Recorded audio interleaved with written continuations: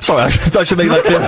I should make that clear. That was the Richard Dawkins God Delusion book, and not a euphemism for anything untoward. Oh, God. Look at the size of his Dawkins. That's what the whales call it. That's what the baby whales have got.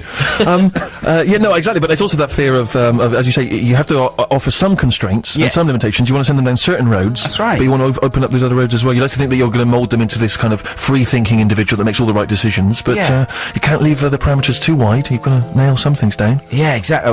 The problem mainly is that I've been watching lots of Adam Curtis documentaries. Right, of course. You know, like I've been watching The Trap. That's on BBC Tonight, isn't it? And this is these documentaries which are very much about how kind of people's minds and thoughts and society is kind of shaped by various outside forces. Yeah, exactly. It's just designed to upset and confuse middle-class people.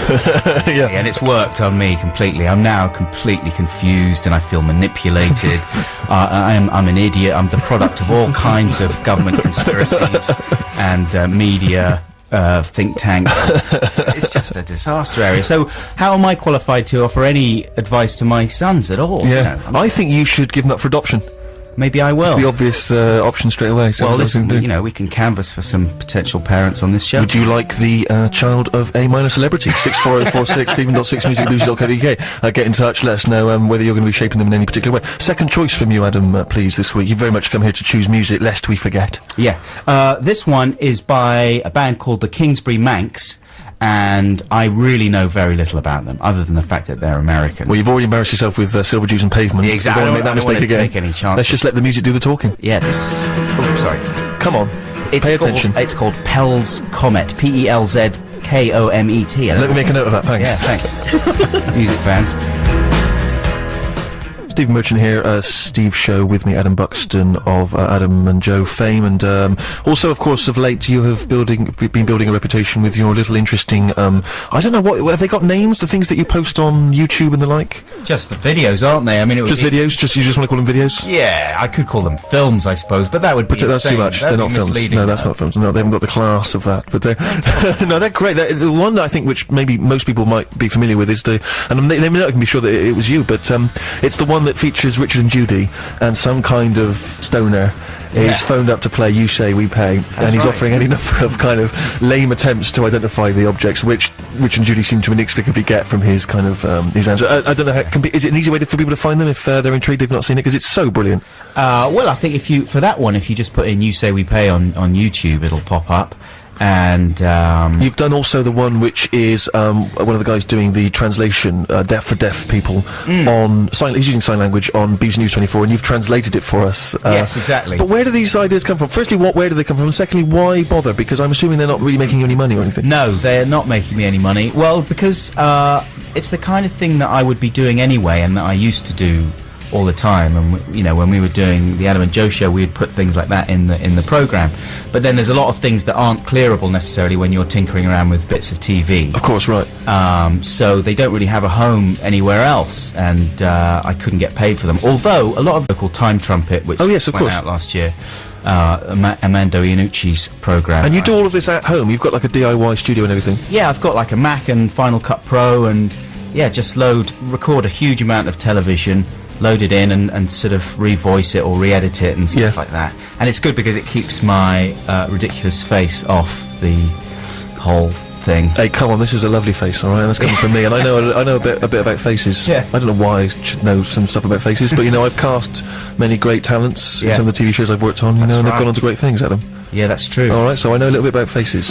Okay? Thanks, man. That's all I'm saying. I feel better about it now. But because Richard and Judy one, did you end up actually on Richard and Judy? Yeah, they saw it, and they said, would I come on and talk about YouTube in general, and that they would show the clip, and sure enough they did.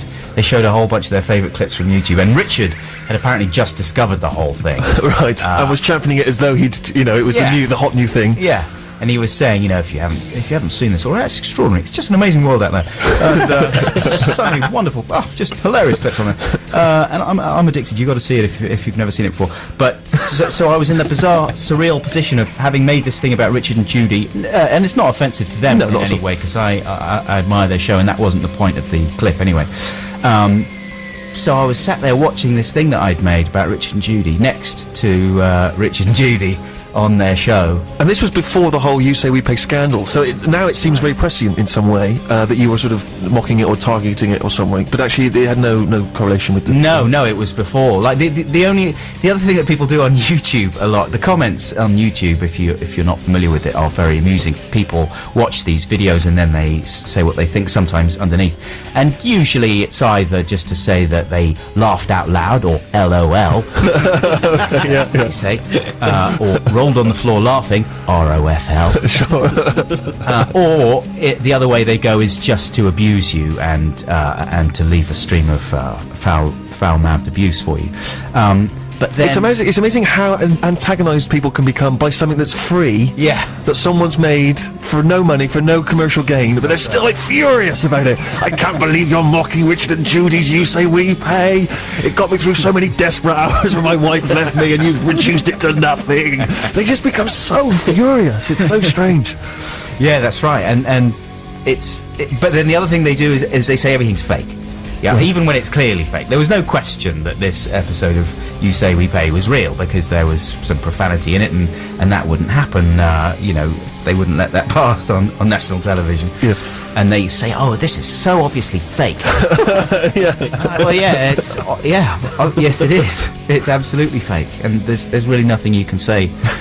Indeed. Yeah. Okay, well, let's play a final tune from you before you go, because I know you're a busy man. You've probably got some important stuff to do this afternoon. What will you be doing this afternoon? I will be going home extremely slowly, trying to avoid doing any sort of family work. Sure, clever. Yeah. Are you a guy who gets stuck in nappies and so on? Yes, absolutely. It's sort of enjoyable, although they're potty training at the moment. That's not quite so enjoyable. Sure. But yeah, I don't mind. Bath time, it'll be tonight when I get home. I'm in charge of bath time tonight. And then I get to watch 24? I'm just rambling. Yeah, 24 and Lost. Did you enjoy my appearance in 24? I really did. Was it a shock? Did you know it was coming? No, I didn't know it. It was a real shock. But then, listen, I don't want to, like, bum you out or anything. Oh, no, don't bum me out. But at one stage I was thinking, listen, I'm glad to see Stephen and everything, and it's funny to see him there.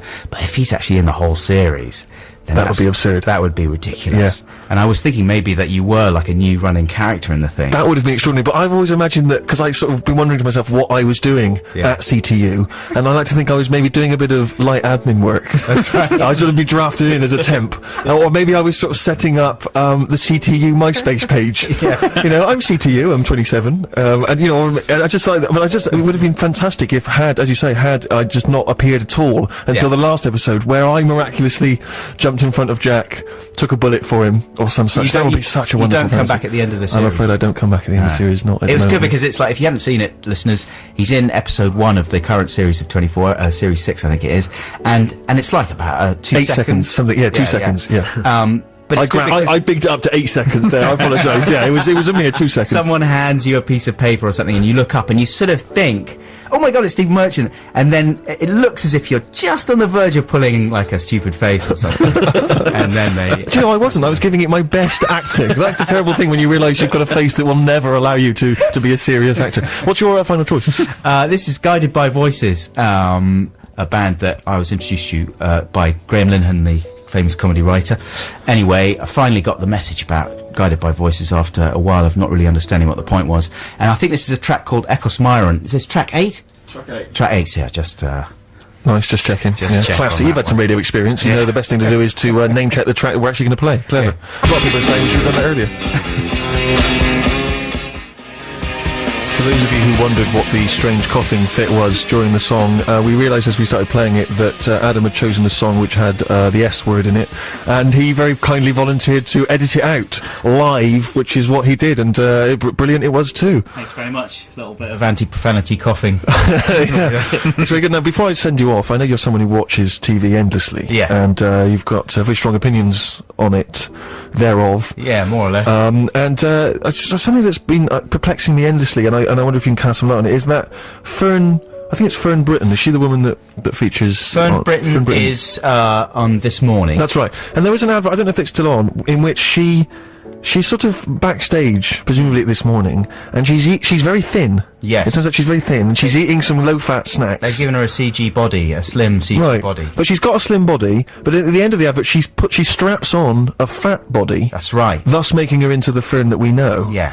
And I'm just very confused by the agenda at work. So she's secretly thin. Yeah. Eats low-fat snacks that allow her to be thin. Exactly. But then chooses to give the illusion of fatness. She'd love to be fat. Which is a very strange message to be sending in this in this world of size zero debate and so on. Yeah. That Fern is actually secretly thin thanks to snacks, but chooses to suggest to the world that she's fat. That's true, isn't it? It's a very world of confusion. It's a web of deceit. Yeah, because she's ashamed, like because the public know her and love her as a nice, full-figured woman with a charming personality, and actually the secret is, the truth is, she's a beautiful, slim woman with her weight. Exactly, yeah. And she does anything she can to keep herself slim. I know it's a shame. It's a shocker, isn't it? Yeah. I'm going to send you away with that. Yeah, thanks a lot. Because I know that, you're probably a big Fern fan. Yeah. I know you don't really do much with your days, like me. You probably sat around a lot watching this morning. Maybe Fern Cotton, then, is the opposite. She's actually a secret bloater. She's giant. Yeah, and she's chowing down on McDonald's and the like. Yeah, she's got this kind of special reflective suit that she puts on. It makes it look as if she's really slim. It's a frightening world. Do you have an opinion on a TV advert that you'd like to share with us? The other one I'd say that freaks me out is the Haribo advert. You know, the little kid from the Haribo packet? He leaps off the packet and he dances around. The happy sound of Haribo, la la la la la la la. But there's something really terrifying about it. Like he's this poor cartoon child trapped in an adult world, unable to get back to Haribo land, forced to sing that strange haunting song. The happy sound of Haribo, la la la la la la. It's the sort of thing that some psycho would say in a cheap straight-to-video slasher film. We went the happy sound of Haribo, la la la la la. We went on holiday in France last year, in the south of France, near Avignon, and we went to the Haribo Museum. Wow. Because that's got to be dull. That's where they make the Haribo sweets. It's so dull. It's unbelievable. And if you think that advert's weird, you should go to the Haribo Museum. Like they basically just made it. It seems to be constructed as some kind of tax dodge. So there's great big sort of empty rooms with with sort of badly framed pictures of some of their products on the wall, and then some of the interactive attractions include like a box that you can put your hand in, and there's a sweet inside, and you feel the sweet, and then you can smell your fingers, and it smells of the sweet. And then they've got a pipe that's just coming out of the wall, and you smell the pipe, and they pump the smell of chocolate down the pipe. It's like it's kind of a freakish nightmare Willy Wonka world. There's surely someone who's just set that up to try and lure tourists in. Yeah. It's no affiliation to Haribo. No. It's just some maniac with a shed. I thank you very much. Chocolate pipe, chocolate pipe. Wow, you could smell a pipe and they pump chocolate smells down it. It's extraordinary. You've painted a wonderful image with words, and that, of course, is one of your many skills. Thank you so much, Adam, for coming in. I really appreciate it. Thank you very much indeed for your song selections, and hopefully you'll come back in the future. I'd love to. And talk nonsense with us again. Yeah, I've got a secret project that I can't divulge at the moment. Wow. I'm doing it all on my own. It might turn out to be a total disaster, but if I figure it out and do it, I want to come and tell you about it. Of course. Is there anything else you want to plug? Not really. Oh, except that me and Joe do this podcast for Coke Music.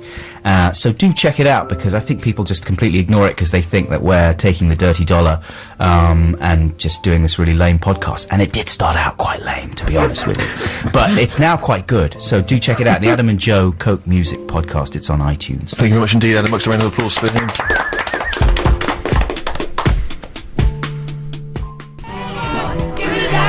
1974, Etta James, and Out on the Street Again from the album Come a Little Closer, which Etta recorded while commuting from a drug rehab centre that she was in at the time. It's nice to have those bits of rock and roll history, I think, when you hear a song, and I've given it to you there. It's the Steve Show, BBC Six Music with me, Steve Merchant. Harry and Dan are still here, and we welcome, of course, Super Posh Rufus. He likes to come in, adds a bit of hunky glam to the tail end of the show, and we welcome you as always. I was so enjoying my chat with Adam. I've not really thought to ask you any questions. What's been going on in your life? But tell you what I've been asking people today is, how would you pitch yourself? How would you sell yourself if you're on a speed dating event? You've sat down, a honey is sat opposite you, you're charmed by her. Yeah. I know you're a taken man, but if you weren't, and you need to pitch yourself, you need to sell yourself, what would you come out with straight away? Well, I've done speed dating once, actually, and I found that selling yourself in 3 minutes is an extraordinarily difficult thing to do. Yeah. And it's best not to start with what's your name, where'd you come from, what do you do, but to say something like, if you were a toothpaste, what would you be? What's your favourite movie? Where'd you get those shoes? Kind of something that's very direct and very crisp and very clear. Sure, but... And then hope they'll ask you questions back. But does that actually really kind of give any insight into you. How does it? You know what I mean? I'm worried that that's just superficial. What's your favourite colour? Blue. I'm not sure that it's given much insight into my It's kind of a fascinating personality. shortcut. If you asked me my favourite film or something and I said it was Magnolia, you might go, that's telling me a lot about Ruth, a lot more than where do you live? Oh, you live there. What do you do? Oh, you live there. Do you know what I mean? Yeah. I think shortcuts are quite good. What I would normally do is get out my cuttings. Yeah.